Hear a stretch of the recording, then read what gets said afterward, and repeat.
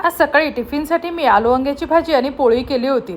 मग दुपारच्या जेवणातही मी आणि माझ्या मुलांनी ठरवलं की आपण तीच खाऊया. पण एखादा पदार्थ आणखी त्यात ॲड केला की जेवणात मजा पण येते आणि जरा चवही लागते.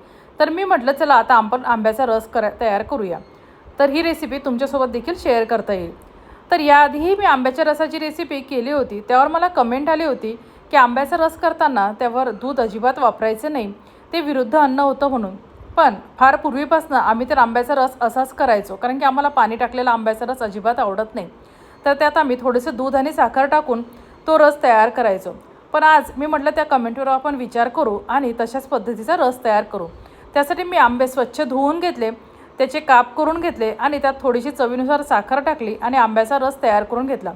पण हा आंब्याचा रस जरा प्रमाणापेक्षा जास्तच घट्ट लागत होता, पण चवीला अगदी अप्रतिम झाला होता. तर तुम्हीही असा रस नक्की एकदा ट्राय करून बघा. धन्यवाद.